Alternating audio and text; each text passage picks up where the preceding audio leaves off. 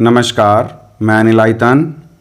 Question number one में है 4 अंकों की वह सबसे बड़ी संख्या ज्ञात कीजिए जिसे 12, 18, 21 तथा 24 में से प्रत्येक से भाग देने पर हर दशा में 7 बचे।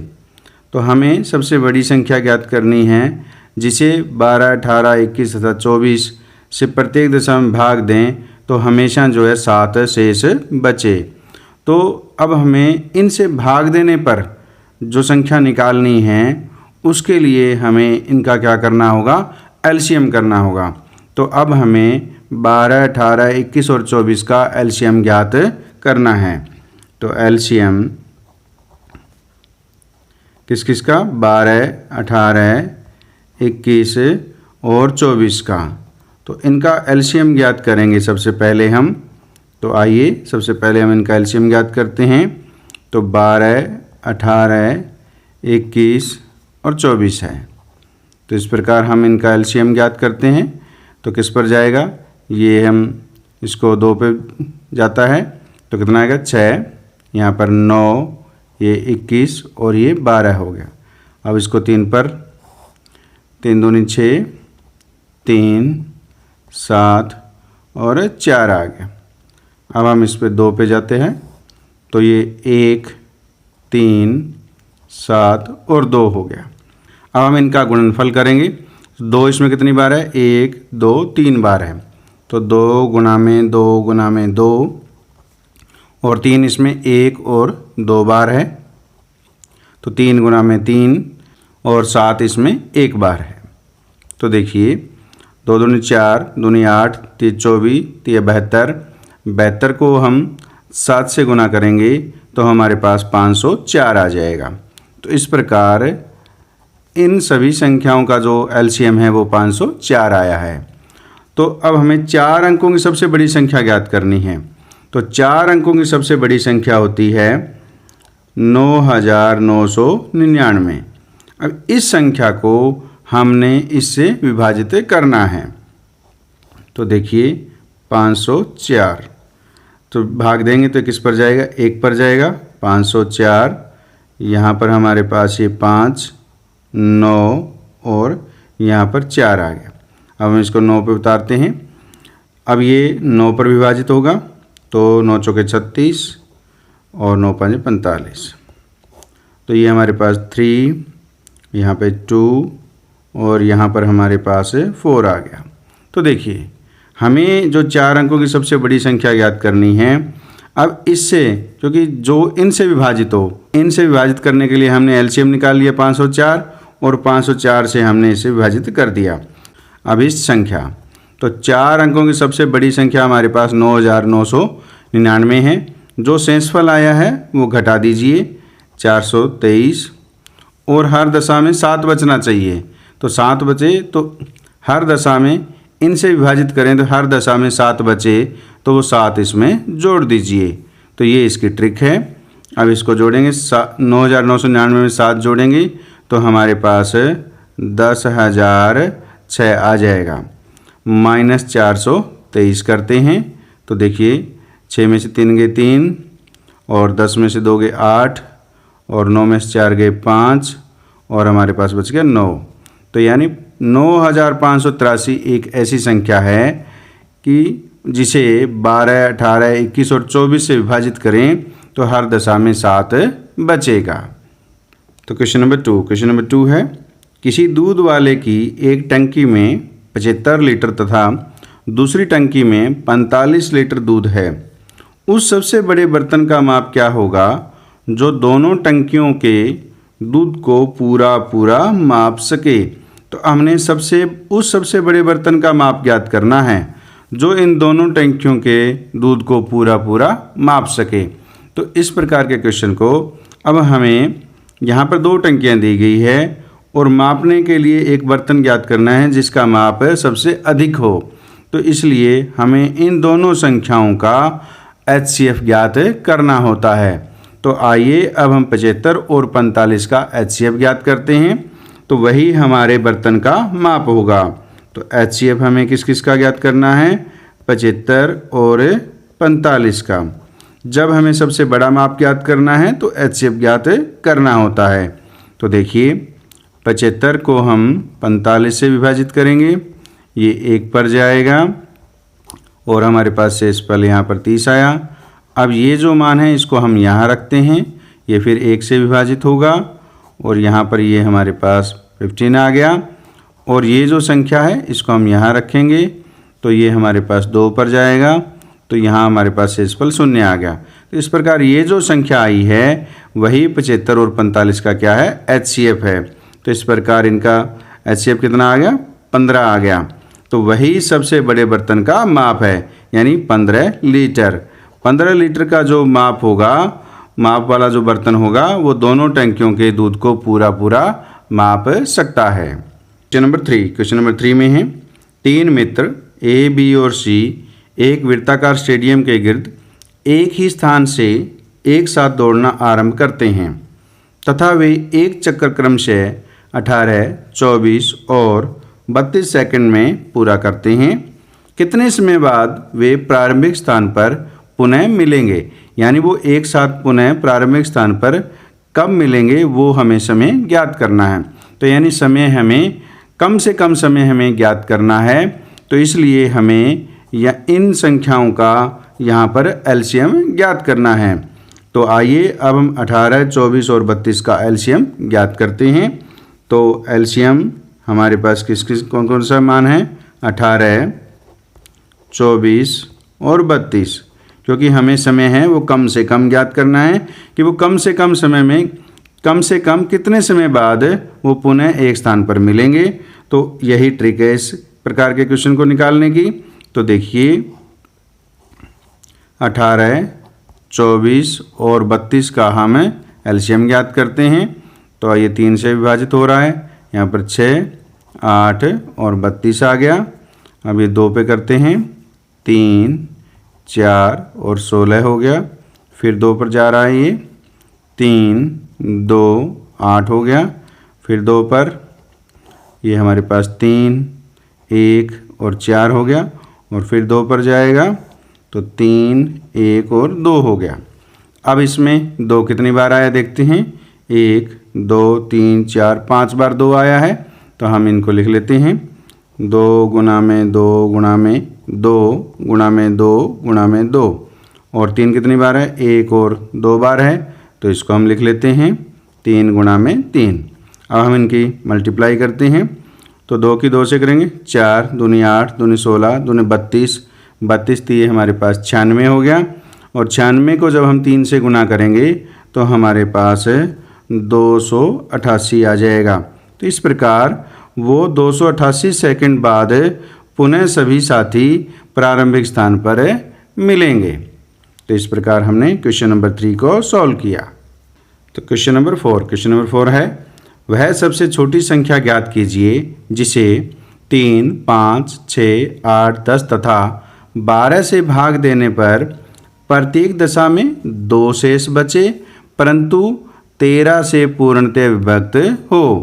तो यदि हमें जो संख्याएं दी गई है इन संख्याओं से उसे विभाजित करना है और वो संख्या ज्ञात करनी हो तो हमें LCM ज्ञात करना होता है। और यदि जो संख्याएं हमें दे रखी है और वो संख्याएं पूर्ण रूप से उससे विभक्त हो जाए तो वो संख्या यदि हमें ज्ञात करनी हो स्थिति में हमें HCF ज्ञात करना होता है। तो आइए सबसे पहले हम 3, 5, 6, 8, 10 और 12 का LCM ज्ञात करते हैं।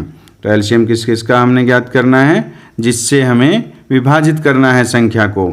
तो हमारे पास कौन कौन से है, 3, 5, 6, 8, 10 एंड 12 है। अब इनका हमने LCM ज्ञात करना है तो वो हम इस विधि से ज्ञात करते हैं, 3, 5, 6, 8, 10 और 12। अब ये 3 से डिवाइड हो रहा है तो 1, 5, 2, 8, 10 और ये 3 से 4 पे चला गया। अब ये 5 पे चला जाएगा तो हमारे पास देखिए 1, 1, 2, 8, 2, 2 हो गया। और अब ये 2 से डिवाइड हो रहा है तो ये कितना आएगा, 1, 1, 1, 4, 1, 1 और ये फिर 2 से डिवाइड हो रहा है तो 1 1 1 2 1 और 1। अब देखिए, अब यहाँ पर 2 कितने टाइम्स है, 1 2 3 टाइम्स है, तो 2 मल्टीप्लाई 2 हो गया। फिर हमारे पास 5 है 1 टाइम और 3 है, तो देखिए 2 की 2 से 4 8 की हम 5 से मल्टीप्लाई करेंगे तो हमारे पास 40 के 3 से मल्टीप्लाई करेंगे तो हमारे पास 120 आ गया, यानी 120 आ गया। तो अब हमने इन सभी संख्याओं का एलसीएम ज्ञात कर लिया जो 120 आया है। अब हमने अभिष्ट संख्या ज्ञात करनी है।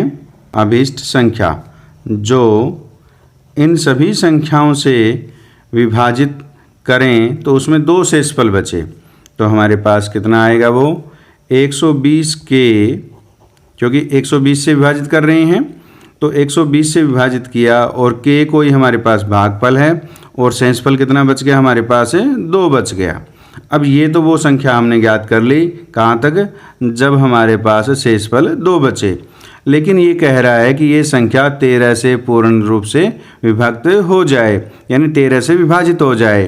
तो अब हमें इस संख्या को देखना है कि के का क्या मान हो कि वो 13 से विभाजित हो जाए। अब हम 120 को 13 से विभाजित करके देखते हैं कि क्या आता है। तो देखिए, तो 13 को अगर हम 9 से गुणा करें तो 13 में कितना हो गया, 117 हो गया।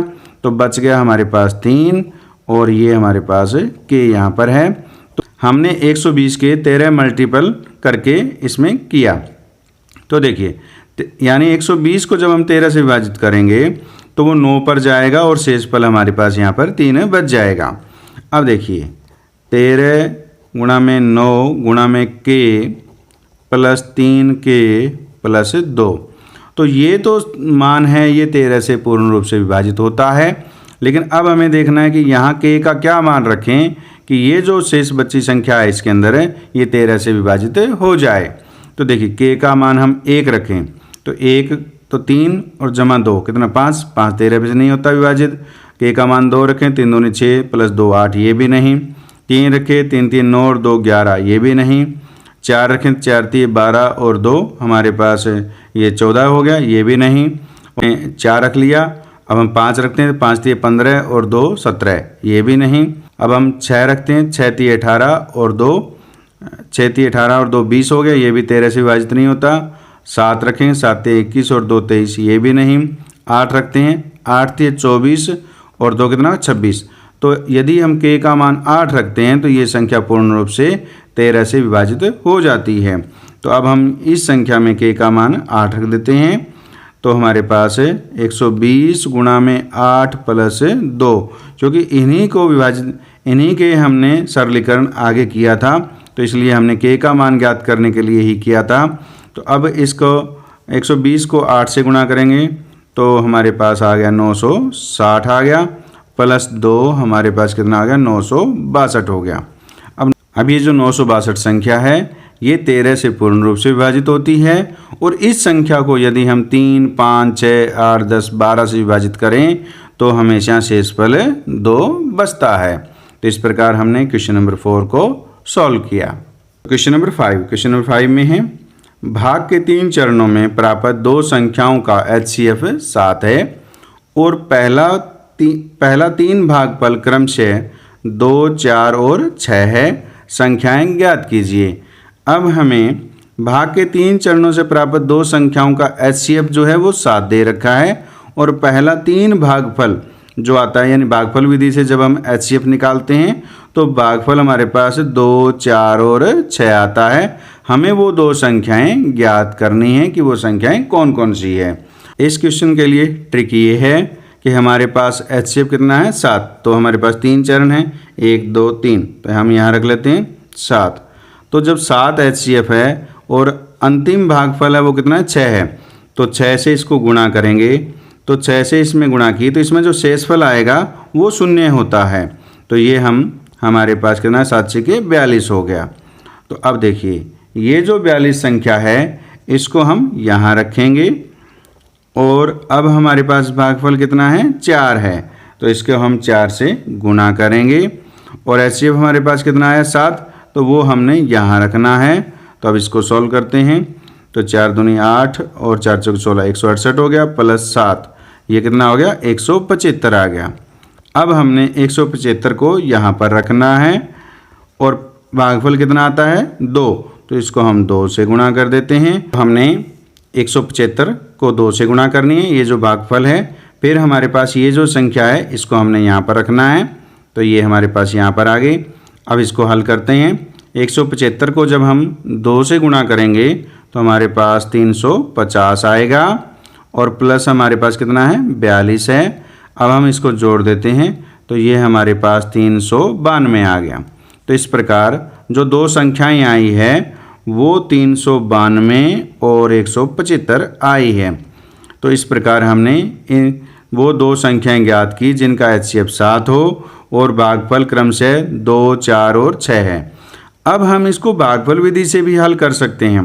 तो वो कैसे होगा, देखिए हम भागफल विधि से जब हल करते हैं तो हम ऐसे, अब इसमें कितने चरण दिए गए हैं 3 चरण दिए गए हैं।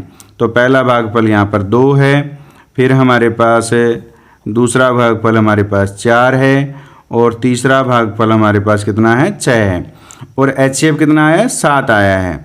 तो अब देखिए 7 अगर HCF है तो यहाँ पर जो शेषफल होगा वो 0 होगा। तो 7 6 कितना हो गया 42 हो गया। तो इस प्रकार ये पहला चरण हमने लिखा 7 6 42, तो यहाँ पर ये 42 आएगा, 42 में से 42 0। तो 7 को 6 से गुणा किया, शेषफल यहाँ पर 0 है, बराबर हमारे पास 42 आ गया। अब देखिए ये जो संख्या होती है ये कहाँ होती है, हम उल्टा चल रहे हैं इसमें, ये 42 यहाँ होती है। तो देखिए अब हमारे पास इन दोनों की गुणा करेंगे तो हमारे पास कितना आएगा 168 आएगा। अब यहाँ पर वो संख्या आएगी, उस संख्या में से 168 घटा दें तो 7 बचे, यानी 7 हम इसमें जोड़ देते हैं तो ये 175 आ गया। अब यदि यहाँ 175 हो, इसको 42 से विभाजित करें तो 4 पर जाता है और इसमें शेषफल 7 बचता है। अब ये जो संख्या है ये कहाँ जाएगी, ये इस संख्या को हमने यहाँ रखना होता है। तो 175, अब यहाँ पर 175 को 2 से गुणा करेंगे तो हमारे पास कितना आएगा 350 आएगा और उसमें ये 42 जोड़ेंगे तब यहाँ पर कितना आएगा 392 आएगा। यानी 392 को 175 से विभाजित करें तो हमारे पास शेषफल है 42 से बचता है। तो इस प्रकार हमारे पास दो संख्याएं हैं वो 175 और 392 हैं।